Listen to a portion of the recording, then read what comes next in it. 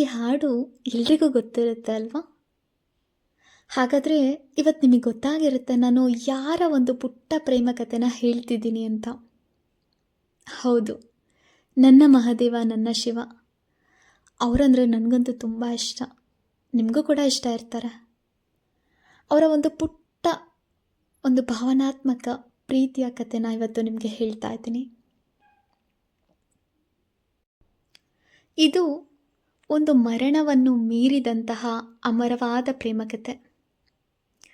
ಒಂದು ಕೈಲಾಸ ಪರ್ವತದ ಮೇಲೆ ಶಾಂತವಾಗಿ ನನ್ನ ಶಿವ ನನ್ನ ಮಹಾದೇವ ಕಣ್ಣು ಮುಚ್ಚಿ ಧ್ಯಾನ ಮಾಡ್ತಾ ಇದ್ರು. ಅವರ ಸುತ್ತ ಹಿಮದ ಬೆಟ್ಟಗಳಿತ್ತು, ಗಂಗೆಯ ನೀರು ಹರಿತಾ ಇತ್ತು, ಅನಂತ ಮೌನವೇ ತುಂಬಿತ್ತು. ಇಡೀ ಜಗತ್ತಿನ ಗದ್ದಲದಿಂದ ದೂರವಾಗಿ ಆತ ತನ್ನದೇ ಆದ ಲೋಕದಲ್ಲಿ ಮುಳುಗಿದ್ದ. ಆದರೆ ಅದೇ ಸಮಯದಲ್ಲಿ ದೂರದ ದಕ್ಷ ಪ್ರಜಾಪತಿಯ ಅರಮನೆಯಲ್ಲಿ ಒಂದು ಪುಟ್ಟ ರಾಜಕುಮಾರಿ ಜನಿಸಿದ್ರು. ಅವರ ಹೆಸರು ಸತಿ. ಈ ಸತಿ ಜನನದ ಸಮಯದಲ್ಲಿ ದೇವತೆಗಳು ಒಂದು ಭವಿಷ್ಯನ ನುಡಿದಿದ್ರು.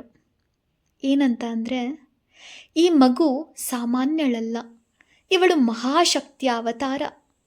ಒಂದು ದಿನ ಶಿವನ ಅರ್ಧಾಂಗಿ ಆಗ್ತಾಳೆ. ಈ ಮಾತುಗಳನ್ನ ಕೇಳಿದ ದಕ್ಷ ತುಂಬ ಸಂತೋಷಪಟ್ಟಿದ್ರು.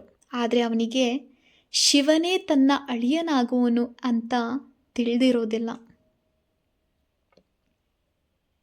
ಸತಿ ಬೆಳೆದಂತೆ ಅವರ ಸೌಂದರ್ಯ ಮತ್ತು ಗುಣಗಳು ಎಲ್ಲರ ಮನಸ್ಸಿಗೆ ಮುದ ನೀಡ್ತಾ ಇರುತ್ತೆ. ಆದರೆ ಅವಳ ಮನಸ್ಸಲ್ಲಿ ಸದಾ ಒಂದು ವಿಚಿತ್ರ ಭಾವನೆ ಇತ್ತು. ಅದೇನೆಂದರೆ, ಅವಳು ಆಗಾಗ ಕನಸಿನಲ್ಲಿ ಒಬ್ಬ ಯೋಗಿನ ನೋಡ್ತಾ ಇರ್ತಾಳೆ. ಆ ಯೋಗಿ ಹೇಗಿರ್ತಾರೆ ಅಂದರೆ, ಭಸ್ಮ ಲೇಪಿಸ್ಕೊಂಡಿರ್ತಾರೆ ದೇಹದ ತುಂಬ. ಗಂಟ್ಲಲ್ಲಿ ಹಾವಿರುತ್ತೆ, ಜಟೆಯಲ್ಲಿ ಗಂಗೆ ಇರುತ್ತೆ, ನೆತ್ತಿಯ ಮೇಲೆ 3ನೇ ಕಣ್ಣಿರುತ್ತೆ. ಆ ಯೋಗಿನ ನೋಡಿದಾಗ ಅವಳ ಹೃದಯದಲ್ಲಿ ವಿವರಿಸಲಾಗದಂತಹ ಸಂತೋಷ ಮೂಡ್ತಾ ಇರುತ್ತೆ. ಒಂದಿನ ನಾರದ ಮುನಿಗಳು ಅರಮನೆಗೆ ಬರ್ತಾರೆ, ನಮ್ಮ ಸತ್ಯ ಅರಮನೆಗೆ.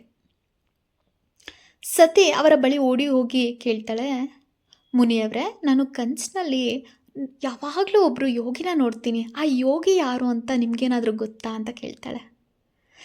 ನಮ್ಮ ನಾರದರು ಕೇಳಬೇಕಾ, ನಗ್ತಾ ನಗ್ತಾ ಹೇಳ್ತಾರೆ, ಅವರು ಬೇರೆ ಯಾರೂ ಅಲ್ಲ ಮಗು, ದೇವರಾದ ಮಹಾದೇವ ಶಿವ ಅಂತ ಹೇಳ್ತಾರೆ. ಆ ಕ್ಷಣದಿಂದ ಸತಿಯ ಹೃದಯ ಶಿವನ ಪ್ರೀತಿಲಿ ಮುಳುಗೇ ಹೋಗುತ್ತೆ. ತಂದೆಯ ವಿರೋಧ, ಸತಿಯ ಪ್ರೀತಿ, ಇವೆರಡೂ ದಿನದಿಂದ ದಿನಕ್ಕೆ ಹೆಚ್ಚಾಗತೊಡಗುತ್ತೆ. ಸತಿಯ ಪ್ರೀತಿ ದಿನದಿಂದ ದಿನಕ್ಕೆ ಹೆಚ್ಚಾಗತೊಡಗಿದ ಮೇಲೆ ಅವಳು ಶಿವನ ಹೆಸರನ್ನು ಜಪಿಸೋದಕ್ಕೆ ಶುರು ಮಾಡ್ತಾಳೆ. ಶಿವನ ಕಥೆಗಳನ್ನ ಕೇಳ್ತಾ ಇರ್ತಾಳೆ, ಶಿವನ ಚಿತ್ರಗಳನ್ನ ಬಿಡಿಸ್ತಾ ಇರ್ತಾಳೆ. ಆದರೆ ದಕ್ಷನಿಗೆ ಅದು ಇಷ್ಟ ಆಗ್ತಾ ಇರೋದಿಲ್ಲ. ಶಿವನ ಅವನು ರಾಜನಲ್ಲ, ಅವನಿಗೆ ಅರಮನೆ ಇಲ್ಲ, ಅವನು ಸ್ಮಶಾನದಲ್ಲಿ ತಿರುಗಾಡೋ ಯೋಗಿ, ಅವನನ್ನು ನೀನೇಗೆ ಮದುವೆ ಆಗ್ತೀಯಾ ಅಂತ ದಕ್ಷ ಒಂದಿನ ಕೋಪದಿಂದ ಕೇಳ್ತಾನೆ.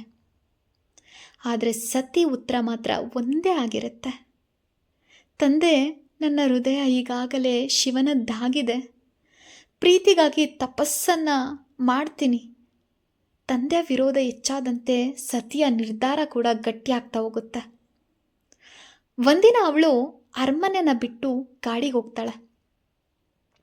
ಅಲ್ಲಿ ಅವಳು ಶಿವನಿಗಾಗಿ ಕಠಿಣ ತಪಸ್ಸನ್ನು ಆರಂಭಿಸ್ತಾಳೆ.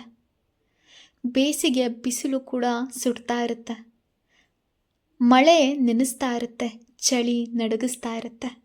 ಆದರೂ ಕೂಡ ಸತಿ ತಪಸ್ಸನ್ನು ಮಾತ್ರ ನಿಲ್ಲಿಸೋದಿಲ್ಲ.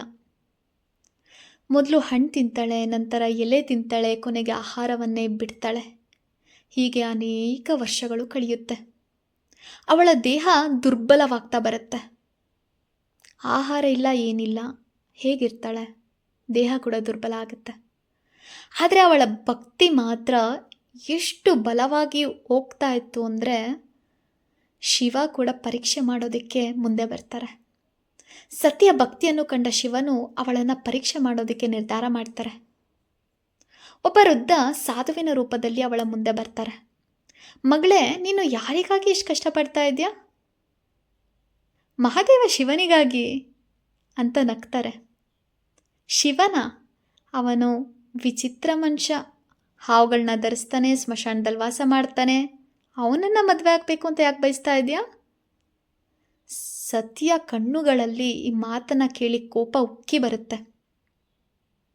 ನೀವು ಶಿವನ ಬಗ್ಗೆ ಏನೇ ಹೇಳಿ, ಆದರೆ ನನ್ನ ಪ್ರೀತಿಯನ್ನು ಬದಲಾಯಿಸೋದಕ್ಕೆ ಸಾಧ್ಯನೇ ಇಲ್ಲ.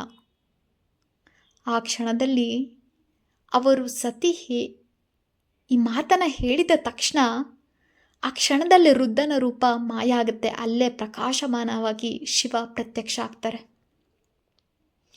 ಅದಾದ ನಂತರ ಒಂದು ದಿವ್ಯ ವಿವಾಹ ಕೂಡ ನಡೆಯುತ್ತೆ. ಏಕೇಳಿ, ಸತಿಯ ನಿಷ್ಠೆಯನ್ನು ಕಂಡ ಶಿವನು ಸಂತೋಷಪಟ್ಟು, ಸತಿ, ನಿನ್ನ ಪ್ರೀತಿ ನಿಜವಾದದ್ದು, ನಾನು ನಿನ್ನನ್ನು ಪತ್ನಿಯಾಗಿ ಸ್ವೀಕಾರ ಮಾಡ್ತೀನಿ ಅಂತ ಹೇಳ್ತಾರೆ. ಈ ಸುದ್ದಿ ಇಡೀ ದೇವಲೋಕವನ್ನೇ ಸಂಭ್ರಮಿಸುತ್ತೆ. ಈ ವಿವಾಹದ ದಿನ ದೇವತೆಗಳು, ಋಷಿಗಳು, ಗಂಧರ್ವರು ಎಲ್ಲರೂ ಸೇರ್ಕೋತಾರೆ. ಆಕಾಶದಿಂದ ಹೂಮಳೆನೇ ಸುರಿಯುತ್ತೆ. ಸತಿ ಮತ್ತು ಶಿವ ಪರಸ್ಪರ ಹಾರ ವಿನಿಮಯ ಮಾಡ್ಕೋತಾರೆ. ಇದು ಕೇವಲ ಒಂದು ವಿವಾಹ ಆಗಿರೋದಿಲ್ಲ, ಇದು ಶಿವ ಮತ್ತು ಶಕ್ತಿಯ ಸಂಗಮ ಆಗಿರುತ್ತೆ. ಕೈಲಾಸದ ಸಂತೋಷ. ವಿವಾಹದ ನಂತರ ಇಬ್ಬರು ಕೈಲಾಸದಲ್ಲಿ ಸಂತೋಷದಿಂದ ಬದುಕತೊಡಗ್ತಾರೆ. ಸತಿ ಶಿವನೊಂದಿಗೆ ನಗ್ನಗ್ತಾ ಜೀವನ ಮಾಡ್ತಿರ್ತಾರೆ. ಅವನ ಧ್ಯಾನದ ಸಮಯದಲ್ಲಿ ಅವನ ಪಕ್ಕದಲ್ಲೇ ಕುಳಿತುಕೊಂಡಿರ್ತಾರೆ. ಅವನ ಕಷ್ಟಗಳನ್ನ ಹಂಚಿಕೊಳ್ತಾ ಇರ್ತಾರೆ. ಶಿವನಿಗೆ ಸತಿ ಕೇವಲ ಪತ್ನಿ ಆಗಿರೋಲ್ಲ, ಅವಳು ಅವನ ಆತ್ಮದ ಭಾಗ ಆಗಿರ್ತಾಳೆ. ಇದಾದಮೇಲೆ ಏನಾಗುತ್ತೆ ಅನ್ನೋದನ್ನು ಮುಂದಿನ ವಿಡಿಯೋದಲ್ಲಿ ತಿಳಿಸ್ತೇನೆ.